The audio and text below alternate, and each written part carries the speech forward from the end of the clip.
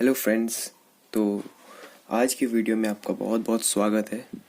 मुझे यकीन है आपने पार्ट 1 देख चुका होगा, तो आप लोगों को सब समझ आया होगा। I hope so. नहीं। सो चलिए आज कंटिन्यू करते हैं। कल हम लोग ने इक्विटी एंड लायबिलिटी पार्ट किया था, तो आज हम लोग एसेट की ओर बढ़ते हैं। जो हम लोग सोचा था एसेट करेंगे, तो आज एसेट करेंगे। जय हो। देखिए हमें क्या करना है, सेम फॉर्मेट क्या था, एक डब्बा, दूसरा डब्बा, तीसरा डब्बा, चौथा नोट्स का डब्बा। ठीक है, लाइन दे दीजिए, ये उससे कंटिन्यू होगा। ठीक है, तो क्या आएगा, नंबर 1 था इक्विटी लायबिलिटी, तो नंबर 2 क्या आएगा, एसेट्स। ये भी किस में आएगा, ब्लॉक लेटर्स में। ऐसे दे दिए। फिर एसेट्स में, एसेट्स क्या हो गया अपना, मेजर हेड हो गया। तो एसेट्स के अंदर दो मेन हेड आते हैं।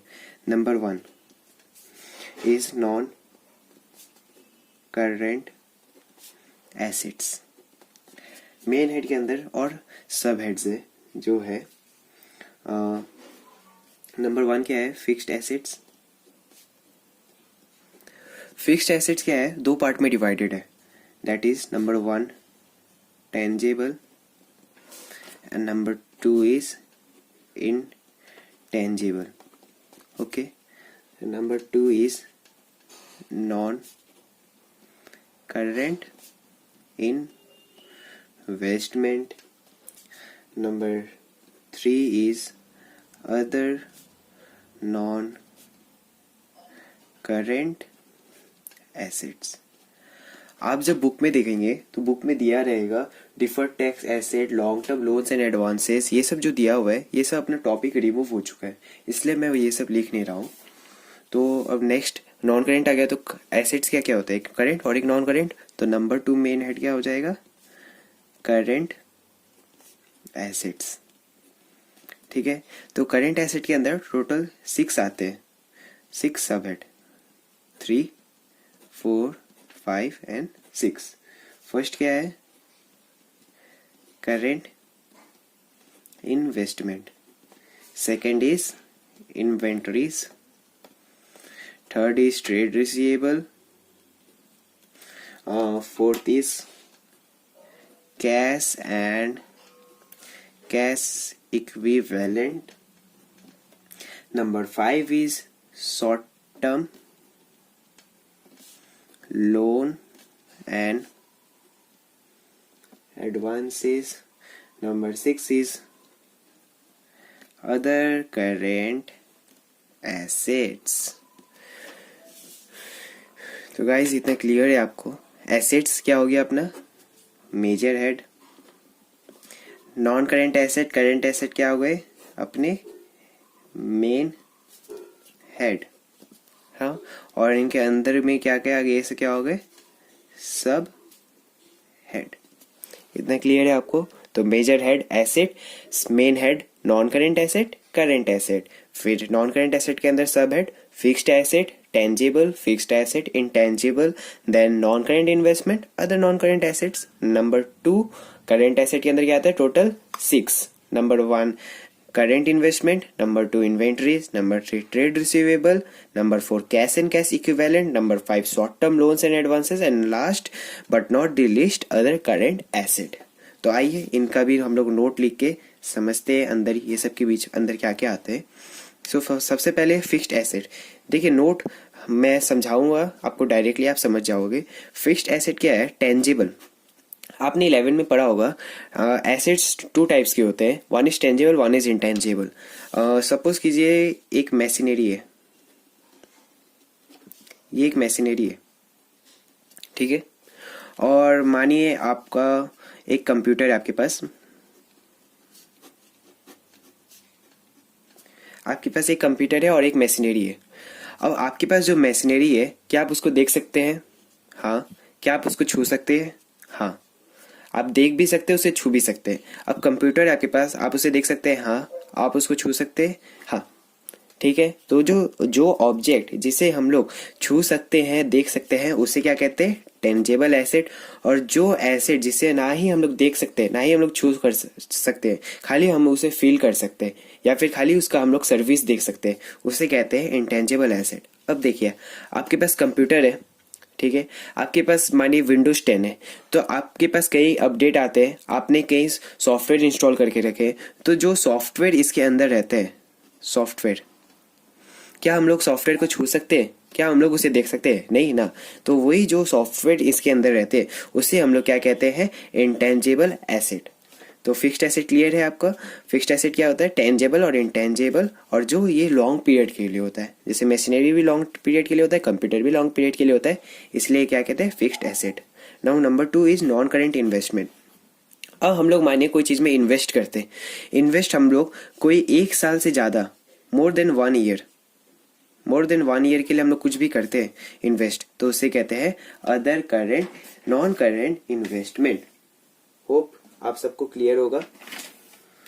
तो आगे बढ़ते हैं other non current asset. Other non current assets में क्या क्या आते हैं? जैसे फिक्टिटियस एसेट। फिक्टिटियस एसेट क्या होता है? क्या आता है? फिक्टिटियस एसेट्स, ये क्या होता है? मतलब जो एसेट जिसका रेवेन्यू हर साल थोड़े थोड़े करके निकाला जाता है।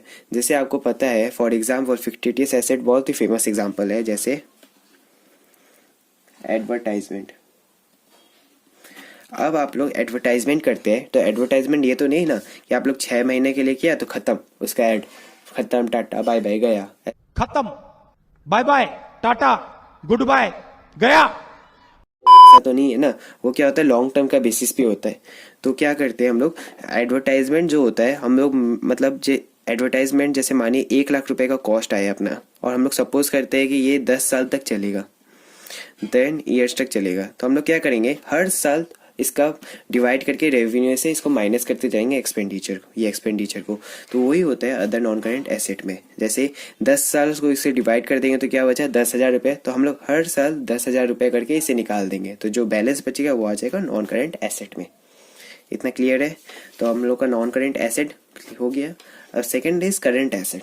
करंट एसेट में क्या आता है? Current investment. करंट इन्वेस्टमेंट वही मतलब शॉर्ट टर्म्स के बेसिस में आता है, जो 1 ईयर के अंदर अंदर होता है वो। इन्वेंट्री में क्या क्या आता है? इन्वेंट्री में बहुत कुछ आता है, जैसे कि स्टॉक हो गए, स्टॉक इन हैंड हो गए, लूज टूल्स हो गए, ये सब जो भी चीज़ है ये सब इन्वेंट्रीज के अंदर आती है, ठीक है। Trade receivable, same trade payable के जैसे 2 चीज़ से बने होते हैं। इसमें क्या आते हैं? एक बिल रिसीवेबल और एक आते हैं डेटर्स,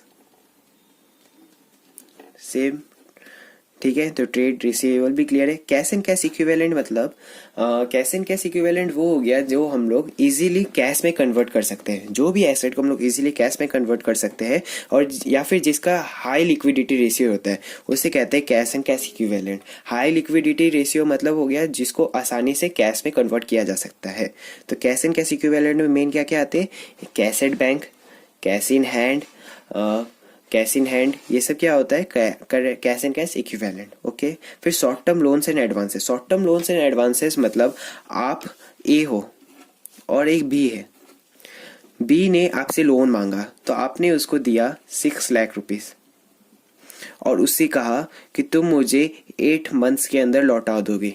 तो 8 बी अगर ए को 8 मंथ्स के अंदर ही वो 6 लाख रुपीज दे रहा है तो उसे क्या कहते हैं? आप short term loan, short term time के लिए आप किसी को लोन एडवांस कर रहे हैं, उसी को कहते हैं short term loans and advances.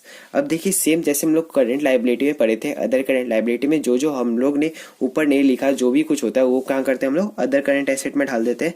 Same वैसे हम लोग इसमें भी जो जो हम लोग 11 में पढ़े थे, जैसे प्रीपेड एक्सपेंसेस, इंटरेस्ट अक्रूड, ये सब जो जो हम लोग ने ऊपर नहीं लिखा, तो वो सब जो भी बचा है सब किस में आ जाएंगे? Other current asset. तो लास्ट में हम लोग क्या कर देंगे? इसे टोटल कर देंगे और इसे डब्बा बना के टैली कर देंगे, तो आपका लाइबिलिटी साइड और एसेट साइड दोनों इक्वल हो जाएगा।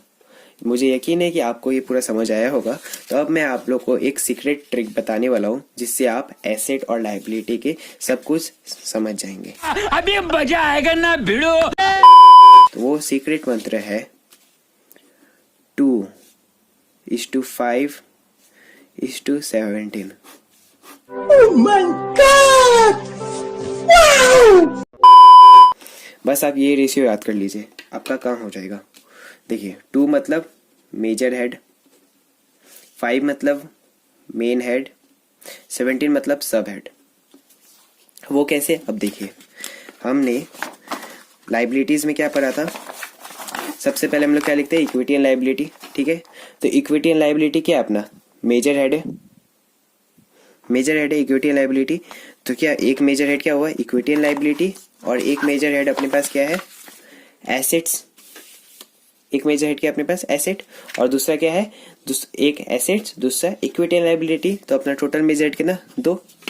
और मेन हेड क्या होता है, जो अपना मेजर हेड के बाद जो आता है वो सब मेन हेड। तो मेन हेड एक हो गया share holder fund, non current liability, current liability, इधर 3 और इधर total 2, non current asset, current asset. तो मेन हेड कितने हो गए, 5, और 17 मतलब सब हेड। सब हेड मतलब इसके अंदर जो भी आते हैं वो, जैसे 1 2 3 4 5 6 7 8 9, 9 हो गए लाइबिलिटी में, 10 11 12 13 14 15 16 17।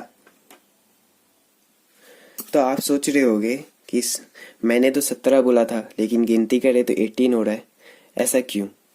प्रॉब्लम ये है, जो अदर नॉन करेंट एसेट है ना, ये भी अपना टॉपिक से रिलेटेड है, और मैंने गलती से ये लिख दिया इसीलिए, कुछ भी। ठीक है। तो अदर नॉन करेंट एसेट भी नहीं है, बस आपको ज्ञान में आपको रखना है कि फिक्टिशियस एसेट ये सब अदर नॉन करेंट एसेट में आते हैं। तो हम लोगों ने टोटल कितना गिना, 9 लाइबिलिटी साइड।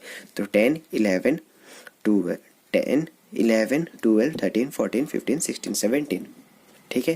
तो क्लियर है, तो क्या कोड है, 2 5 एंड 17। तो एसेट्स अपना क्लियर हो गया, लाइबिलिटीज अपना क्लियर हो गया, तो अपना फुल बैलेंस शीट क्लियर है, ठीक है। तो सब क्लियर है, तो तब तक के लिए आप पढ़ते रहिए और दूसरों को भी पढ़ाते रहिए। और आपको अगर वीडियो पसंद आए तो लाइक कमेंट एंड शेयर करना ना भूलिए। एक तो लाइक और शेयर ठोक दीजिए, महाकाल का दबा के लाइक और शेयर ठोक लीजिए। तब तक के लिए खत्म, बाय बाय, टाटा।